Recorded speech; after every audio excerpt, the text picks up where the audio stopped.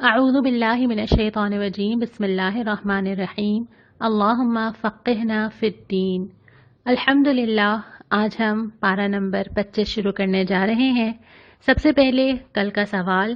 کل میں نے آپ سے پوچھا تھا کہ کسی بھی شخص کی سب سے اچھی بات کیا ہو سکتی ہے، قرآن کیا بتاتا ہے؟ اس کا جواب تھا سورہ حمیم سجدہ کی آیت نمبر 33 میں، اور جواب یہ تھا کہ اس شخص سے اچھی بات کس کی ہوگی جس نے اللہ کی طرف بلایا، نیک عمل کیا اور کہا کہ میں مسلمان ہوں۔ یہ تینوں چیزیں آپس میں کنیکٹڈ ہیں۔ پہلی بات یہ کہ اپنے آپ کو اسلام کے دائرے میں سپردگی میں رکھنا، اسلام کے حوالے کر دینا۔ دوسری بات یہ کہ اپنے اعمال پہ نظر رکھنا، اور تیسری بات یہ ہے کہ لوگوں کو بھی اس کی دعوت دینا۔ اس کے بعد پھر ہم آ جاتے ہیں سپارے کے اوپر۔ پہلا ربع ہم شروع کرتے ہیں۔ سب سے پہلے یہ بتایا جاتا ہے کہ دیکھو، اللہ اس گھڑی کا علم رکھتا ہے کہ وہ قیامت کب آنے والی ہے، تم نہیں رکھتے۔ اور اس کے ساتھ اور بھی بہت ساری چیزیں ہیں، یہاں پہ کچھ مثالیں بھی دی ہیں کہ جو بچہ پیدا ہونے والا ہے تمہارے علم میں تو کچھ بھی نہیں ہے، تم نہیں جانتے کہ کیا آنے والا ہے، اور قیامت کا تو تم یہ بھی نہیں جانتے کہ کس وقت وہ اچانک تم کو آ کر پکڑ لے گی۔ اور اس کے بعد پھر انسان کے رویوں کا ذکر کیا ہے کہ جب انسان کے اوپر کوئی بھی تنگی آتی ہے، کوئی آسانی آتی ہے، کوئی مشکل آتی ہے، کوئی سہولت آتی ہے، تو کیا کرتا ہے؟ وہ آفت آتی ہے تو وہ مایوس ہو جاتا ہے، دل چھوڑ دیتا ہے، پریشان ہو جاتا ہے، ڈپریشن میں چلا جاتا ہے، لمبی لمبی دعائیں مانگتا ہے، دل چھوڑ کے بیٹھ جاتا ہے۔ اور ایسا کس وقت ہوتا ہے؟ جب اس کا اللہ تعالیٰ سے تعلق نہیں ہوتا۔ اور یہ کہ اگر آسانی ہوتی ہے تو کیا ہوتا ہے؟ اپنے اوپر فخر کرتا ہے کہ اچھا دیکھا، میں نے کتنا اچھا پلان کیا تھا، میں نے کتنی محنت کی تھی، میں نے کیا کچھ حاصل کر دیا، میں ہی ہوں جس نے یہ سب کچھ کر لیا۔ پھر منہ پھیرنے لگتا ہے، اکڑنے لگتا ہے۔ اور یہ بیچ کب ہوتا ہے؟ جب انسان کا اللہ تعالیٰ سے تعلق مضبوط نہیں ہوتا۔ تو دونوں رویے جو ہیں، جب انسان اللہ تعالیٰ سے دور ہو جاتا ہے تو نہ وہ ملنے پہ شکر کرتا ہے اور نہ وہ نہ ملنے پہ صبر کرتا ہے۔ حالانکہ یہ بات ہم پہلے کر چکے ہیں نا کہ مومن تو ہر طرح کے حالات میں اپنے لیے خیر نکال لیتا ہے۔ اس کے بعد پھر سورہ شورہ شروع ہوتی ہے، مکی صورت ہے۔ ابتدا ہوتی ہے کہ دیکھو یہ جو قرآن آیا ہے یہ کوئی نئی چیز نہیں ہے، ایسا نہیں ہے کہ اچانک سے آ گئی، یہ تو اللہ تعالیٰ کا طریقہ رہا ہے کہ اللہ تعالیٰ مختلف قوموں کے لیے خبردار کرنے کے لیے، بشارت دینے کے لیے وحی اور کتابیں بھیجتا رہا ہے۔ اور اللہ تعالیٰ نے یہ قرآن بھی جو بھیجا ہے یہ اسی لیے بھیجا ہے کہ یہ خبردار کرے۔ اور اس کے بعد یہ فرمایا کہ اگر اللہ چاہتا تو تم سب کو ایک امت بنا دیتا۔ یہ سوال کبھی کبھی آتا ہے نا ذہن میں کہ اللہ چاہتا سارے مسلمان ہو جاتے، اللہ چاہتا تو کوئی زمین میں اللہ سے بغاوت ہی نہ کرتا۔ تو اللہ عاجز تو نہیں ہے، ایسا تو نہیں ہے کہ اللہ تعالیٰ انتظار کر رہا ہے نعوذ باللہ کہ لوگ پلٹیں ورنہ مشکل ہو جائے گی، کچھ نہیں ہے۔ میں نے پہلے بھی یہ مثال دی تھی نا کہ کوئی چھوٹی سی چونٹی چل رہی ہو جو ہمیں پتہ ہو کہ ہم جب چاہے اس کا راستہ روک سکتے ہیں، ہمارے لیے کتنی میٹر کرتی ہے، وہ کر لے جو کرنا ہے۔ تو اللہ تعالیٰ بھی مہلت دے رہا ہوتا ہے، اور اللہ تعالیٰ نے اہل ایمان کے لیے بھی یہیں سے جنت کا راستہ نکالنا ہے، اور جنہوں نے اللہ تعالیٰ سے بغاوت کرنی ہے انہوں نے یہی سرکشی کر کے اپنے لیے جہنم سمیٹنا ہے۔ تو اللہ تعالیٰ اس پوری کائنات میں اگر ابھی اپنا فیصلہ نافذ نہیں کر رہا تو اس کی وجہ صرف یہ ہے کہ اللہ تعالیٰ دیکھنا چاہ رہا ہے کہ کون کیا کرتا ہے۔ اس کے بعد ایک طویل حصہ آتا ہے جس میں اللہ کے دین کا ذکر آیا ہے کہ اللہ تعالیٰ نے یہ جو دین تمہیں دیا ہے نا، اس سے کیا مطلوب ہے۔ پہلے یہ آتا ہے کہ دیکھو یہ جو طریقہ آیا ہے یہ اللہ کا مقرر کیا ہوا ہے۔ سمجھنے کی بات یہ بھی ہے کہ دین ہوتا کیا ہے، کسے کہتے ہیں دین۔ ایک تو وہ مذہب ہے جس میں انسان کو کچھ رسومات بتا دی جائیں کہ اچھا تم 5 دفعہ نماز پڑھ لو، ایسے اٹھو، ایسے بیٹھو، گھر کے اندر سنبھال لو۔ نہیں، دین یہ ہے کہ انسان کو اس کی پوری زندگی کا طریقہ، قاعدہ، نظام بنا کے دے دیا جائے، اور جس میں سے کوئی چیز بھی ایسی نہ ہو جو دین کے دائرے سے باہر ہو۔ یہ نہیں ہو سکتا کہ میری زندگی کے سیکشنز ہوں، یہ نہیں ہو سکتا۔ ہم عام طور پہ یہ کرتے ہیں کہ اپنی زندگی کو ڈیوائیڈ کر لیتے ہیں کہ یہ والا حصہ، یہ والا مہینہ، یہ والا ٹائم اللہ تعالیٰ کے لیے ہے، اور باقی زندگی کی ساری چیزیں میری مرضی، میری چوائسیز اور میں سوچ لوں گی کہ میں نے کیا کرنا ہے. دین یہ نہیں ہے. دین یہ ہے کہ آپ جیسے انٹر ہو جاتے ہیں، جیسے آپ کسی ایجوکیشنل انسٹیٹیوٹ میں انٹر ہو جاتے ہیں، پھر آپ کہیں بھی ہوں، آپ کسی بھی روم میں ہوں، آپ کسی بھی ڈپارٹمنٹ میں ہوں، آپ کو فالو اس کے رولز اینڈ ریگولیشنز ہی کرنے ہیں.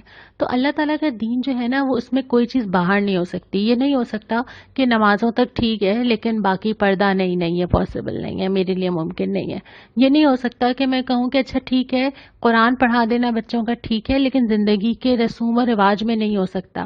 یا یہ کہوں کہ اچھا میرے گھر تک ٹھیک ہے لیکن میرے بازار، میری شادیاں، میرے پارلیمنٹس، میرے ادارے، وہاں پہ دین نہیں چل سکتا. یہ پاسبل نہیں ہے. دین جو ہے اس سے زندگی کا کوئی خانہ باہر نہیں رہ سکتا. یہاں پہ بھی یہ بتایا، پہلی بات کیا ہے کہ یہ دین تو اللہ نے مقرر کیا ہے، یہ تمہارا اپنا بنایا ہوا نہیں ہے. اس اللہ نے جس کے سامنے تم نے اقرار کیا ہے کہ آپ کے سوا کوئی معبود نہیں. دوسری بات یہ کہ اس دین کو تم نے قائم کرنا ہے. جتنا جتنا زندگی کا حصہ اس دین سے باہر ہے اس کو مجھے واپس اس دین کے ڈھب پہ لانا ہے. تیسری بات یہ کہ تفرقے میں نہ پڑو. اس کے بعد یہ کہ اس دین کی طرف دعوت بھی دینی ہے، یعنی جو اس دین کی طرف متوجہ نہیں ہے وہاں وہاں مجھے لوگوں کو اس دین کی طرف بلانا ہے. پھر دوبارہ یہ بات آتی ہے کہ مضبوطی اختیار کرو.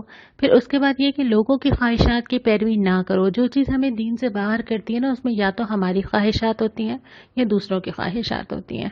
تو جب دین کے مقابلے میں خواہشات آ جائیں تو خواہشات کو پس پش ڈالا جائے گا اور دین کی مانی جائے گی.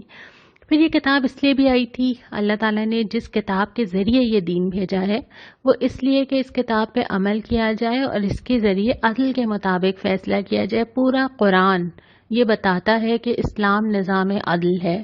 ہر معاملے میں، ہر برتاؤ میں، زمین میں فساد ختم کرنے کے لیے، زمین میں سکون لانے کے لیے عدل اور انصاف کا نظام لایا ہے.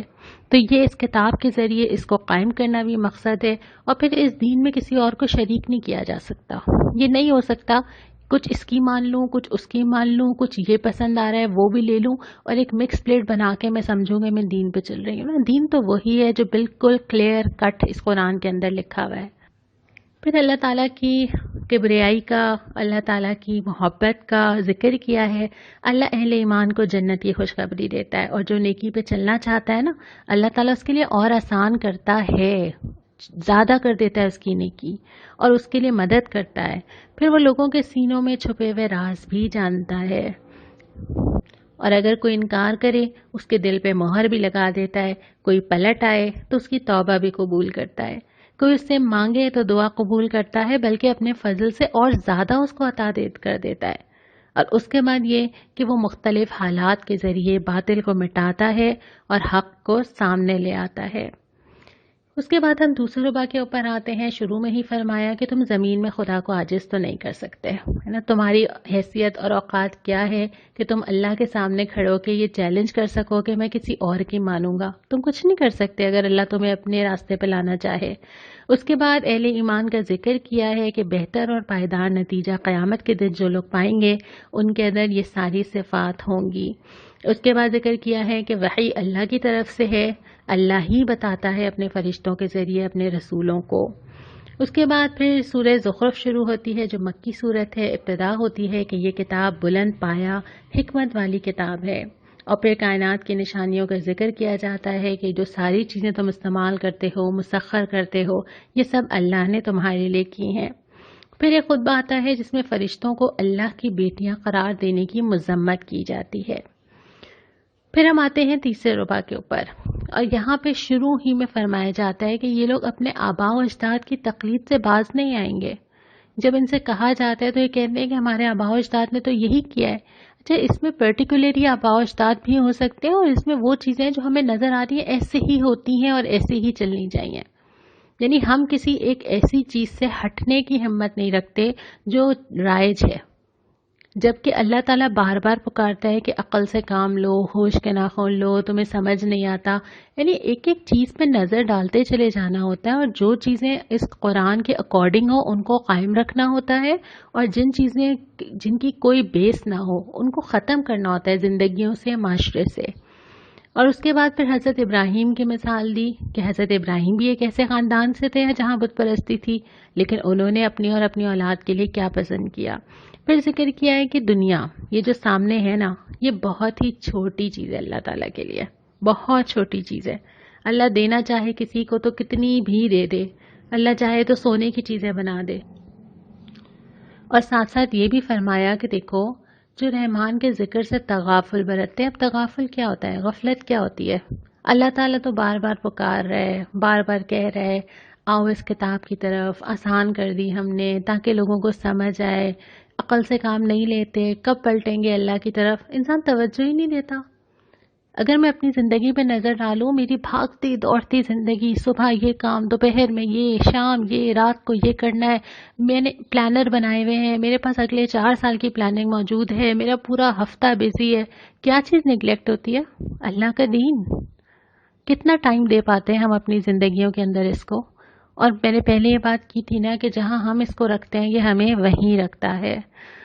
اور اس کے بعد یہ بھی ہے کہ جو اس سے تغافل برتتا ہے پھر وہ شیطان سے قریب ہوتا جاتا ہے۔ انسان ایک راستے پہ تو ہوتا ہی ہوتا ہے کسی ایک جگہ، اور ایسا نہیں ہوتا کہ آپ ایک دفعہ دین پہ آ جائیں گے تو اب آپ کے پاس شیورٹی ہے کہ اب آپ کبھی نہیں بہکیں گے یا کبھی آپ دنیا کی طرف نہیں جائیں گے۔ یہ کشمکش ہی تو جنت کا راستہ ہے۔ روزانہ صبح دوپہر شام جب آپ اپنے اندر یہ کشمکش محسوس کریں گے، آپ ہمت پکڑیں گے، آپ تھوڑا پیچھے جائیں گے، پھر خود کو کھڑا کریں گے، پھر خود کو حوصلہ دیں گے، یہی ہے جنت میں جانے کا راستہ۔ یہ نہیں ہو سکتا کہ مجھے کوئی پکڑ کے لے جائے گا اور آج میں نے فیصلہ کر لیا، اچھا اب میں نے جو ہے وہ آخرت کے لیے تیاری کرنی ہے اور میری زندگی بس ایک ٹریک پہ چل پڑی۔ نہیں، دنیا تو بار بار کھینچے گی نا، دل تو چاہے گا نا بہت ساری چیزوں کا۔ تو اس میں اگر انسان اپنے آپ کو اس کتاب سے اور اس ذکر سے جوڑ کے نہ رکھے تو شیطان کے لیے بہت آسان ہو جاتا ہے مجھے قابو کرنا۔ اس کے بعد پھر فرمایا کہ اس کتاب کو مضبوطی سے تھام کے رکھو۔ بہت سارے انبیاء گزرے، جھٹلائے گئے، باتیں بنائی گئیں، پھر آخر میں کیا ہوا؟ پکڑ لیا اللہ تعالیٰ نے۔ اور اللہ جو چیز دے رہا ہے اس وقت، مہلت دے رہا ہے، یہ اللہ تعالیٰ کی قدرت ہے کہ اللہ تعالیٰ ہمیں وقت دے رہا ہے پلٹنے کے لیے۔ ان قریب تو معلوم ہو ہی جائے گا نا، سب کا کھل کے سامنے آ جائے گا، میرا بھی کھل کے سامنے آ جائے گا، سب کے سب اپنے اعمال نامے کے ساتھ کھڑے ہوں گے، فیصلہ چکا دیا جائے گا۔ تو جو چیز ابھی میرے ہاتھ میں ہے نا، وہ صرف وہ مہلت ہے جو مجھے نہیں پتا کہ اس نے کب ختم ہو جانا ہے۔ اس کے بعد سورہ دخان شروع ہوتی ہے، مکی صورت ہے اور ابتدا ہی ہوتی ہے کہ دیکھو یہ قرآن بھی شب قدر میں نازل ہوا اور اس رات میں فیصلے اتارے جاتے ہیں۔ اور ابھی بھی ہم جب یہ سن رہے ہیں تو شب قدر شروع ہو چکی ہے، اپنے لیے کیا فیصلہ کروانا ہے اس پر ہم آخر میں بات کریں گے۔ پھر ذکر کیا کہ انتظار کرو اس دن کا، اور یہ اس وقت کہا جا رہا ہے جب مسلمان مکہ میں مظالم کا شکار ہیں، کفر بہت طاقت کے ساتھ ہے، بظاہر کوئی راستہ نظر نہیں آتا۔ اللہ تعالیٰ نے کہا کہ یہ جو وقت ہے یہ تم دونوں کے لیے ٹیسٹ کیس ہے، پھر تو ایک دن آئے گا نا جب اللہ تعالیٰ سب کے فیصلے چکا دے گا۔ اور پھر آگے مثال بھی دی ہے فرعون کی کہ جس طرح اللہ تعالیٰ نے سمندر کو سبب بنایا اس کو غرق ہونے کا، اور آگے بہت ہی تذکیر کی گئی ہے، بہت ہی سمجھنے والی یہ آیات ہے کہ جو ان کے پاس چیزیں تھیں کیا کام آئیں؟ نہ ان کے اوپر آسمان رویا، نہ زمین روئی۔ اور پھر طبا کی قوم کا بھی ذکر کیا ہے کہ یہ قوم تھی جس کو تباہ کر دیا گیا۔ جو چیزیں سمجھنے کی ہے نا کہ اب انسان اگر دنیا سے چلا جائے تو اصل چیز تو یہی میٹر کرتی ہے نا کہ وہ کس حال میں گیا، کس راستے میں گیا۔ جو چیزیں پیچھے ہیں، جن چیزوں میں میرا اتنا وقت لگتا ہے، جس وقت کوئی جنازہ گھر میں کھڑا ہو گیا، یہ میٹر کرتی ہیں چیزیں کہ اس کے کپڑے کیسے تھے، اس کے جوتے کیسے تھے، اس نے کپڑوں پہ کون سی لیسز لگائی ہوئی تھیں، اس نے دن اور رات کس چیز میں وقت لگایا، اس کا کہاں کہاں جا کے وہ اپنی گرومنگ کے لیے جاتا تھا، یہ میٹر ہی نہیں کرتا۔ اس وقت آپ قرآن اٹھاتے ہیں اور مغفرت کی دعا کرتے ہیں جب جنازہ گھر میں پڑا ہوگا۔ اور اس کے بعد بھی ہم نے بہت ساری جوان موتیں دیکھی ہیں، ہم نے بہت ساری اچانک آنے والی موتیں دیکھی ہیں کہ زندگی رک گئی، کہ ایسا ہوا کہ وہ لوگ دنیا سے چلے گئے تو پیچھے گھر برباد ہو گیا۔ اور ہم کیا سمجھتے ہیں، ہم جس حالت میں اس وقت ہمیں لگتا ہے کہ اگر ہم گھر سے ذرا سا وقت نکال دیں گے، اپنی مصروفیت میں سے وقت نکالیں گے تو ہمارا گھر، ہمارے معمولات، ہماری چیزیں درہم برہم ہو جائیں گی۔ کہ ایسا کبھی ہوا ہے؟ کبھی کوئی دنیا سے چلا گیا ہے تو کیا ایسا ہوا ہے کہ اس کے پیچھے دنیا نہیں چلی؟ اور کیا ہم اتنے لازم و ملزوم ہیں کہ ہمارے پیچھے دنیا نہیں چلے گی؟ یقین جانیے جس لمحے اللہ تعالیٰ بلائے گا، صرف میں ہوں گی اور اللہ تعالیٰ ہوگا، باقی دنیا ویسے ہی چل رہی ہوگی، اگلے دن سے چل رہی ہوگی۔ تو مجھے کیا کرنا ہے؟ مجھے یہیں سے اپنے مستقبل کا تو سوچنا ہے نا، کہ جب یہ آنکھیں بند ہوں گی اور دوسری دنیا میں کھلیں گی تو پھر میں نے کیا کرنا ہے، کیا پانا ہے اس کے بعد۔ اور اسی لیے پھر آگے دونوں انجام بھی بتا دیے ہیں کہ جو گناہ گار لوگ ہوتے ہیں وہ کیا کیا دیکھیں گے، اور جو خدا ترس لوگ ہیں ان کے لیے اللہ تعالیٰ نے کیا کیا ضیافت تیار کی ہے۔ اس سے زیادہ کھلی کتاب، اس سے زیادہ تذکیر، اس سے زیادہ ایک ایک چیز بتا دینا اور کیا ممکن ہے؟ اس کے بعد پھر انسان کس چیز کا انتظار کرے؟ یہاں پہ صورت مکمل ہوتی ہے اور سورہ جاسیہ، یہ بھی مکی صورت ہے، شروع ہوتی ہے، اور یہاں پہ بھی اللہ تعالیٰ نے وہ سوال اٹھا دیا جو میں ابھی آپ سے کہہ رہی تھی۔ اللہ تعالیٰ کی ساری نشانیاں بتانے کے بعد فرمایا اب یہ کس چیز پر ایمان لائیں گے؟ کیا واقعی کچھ نہیں پتا، کچھ سمجھ نہیں آتا، کچھ دکھائی نہیں دیتا، کبھی ہلائے نہیں جاتے، کبھی پریشانی نہیں آتی، عبرت نہیں دیکھتے، جنازے نہیں دیکھتے، قرآن کی باتیں سمجھ میں نہیں آتی، پھر کون سا ٹرننگ پوائنٹ ہوگا لائف میں؟ کب آئے گا وہ؟ کس بات کا ہم انتظار کریں کہ ایک دن آئے گا، اور ہمیں یہ بھی نہیں پتا کہ وہ ایک دن آنے کا وقت بھی ملے گا کہ نہیں ملے گا۔ اور اس کے بعد پھر ذکر کیا کہ جو لوگ اللہ کی آیات کے ساتھ رویہ رکھتے ہیں، یعنی اللہ کی آیات کے مقابلے میں اڑ جاتے ہیں، مذاق بنا لیتے ہیں۔ یہ اللہ تعالیٰ نے تو قرآن ہدایت بھیجا تھا نا، یہ تو علم تھا، لیکن لوگ اس کے ساتھ زیادتی کرتے تھے۔ اور بنی اسرائیل کے سلوک کا بھی یہی ذکر کیا ہے کہ انہوں نے اس کتاب کے ساتھ یہی کیا کہ آپس میں ایک دوسرے کے ساتھ زیادتی کرنے کے لیے اس کو استعمال کیا۔ اصل میں ایسا نہیں تھا کہ ان کو معلوم نہیں تھا، اور ایسا نہیں ہے کہ ہمیں بھی معلوم نہیں ہے۔ اور پھر فرمایا کہ وہ شخص جس نے خواہش نفس کو خدا بنا لیا ہو، خواہش نفس کو بس ایک لفظ میں کہہ سکتے ہیں میں۔ اور اس کے بعد فرمایا کہ جب نامہ اعمال دے دیا جائے گا، سب لکھا تو جا رہا ہے نا، ایک ایک چیز اللہ کے پاس لکھی جا رہی ہے، سب کھل کے سامنے آ جائے گی۔ اور پھر کیا رہ جائے گا؟ تعریف اور بڑائی صرف اللہ کے لیے ہے۔ جو انسان بھی اللہ کی لائی ہوئی ہدایت سے انکار کرتا ہے نا، اللہ تعالیٰ اس کو کہتا ہے کہ اصل میں یہ کبریائی اور تکبر میں مبتلا ہے۔ بظاہر ہم یہ بات پسند نہیں کرتے کہ کوئی ہمیں کہے کہ ہم مکبر ہیں یا ہمارے اندر تکبر ہے، بہت برا لگے گا مجھے اگر کوئی یہ لفظ مجھے کہے۔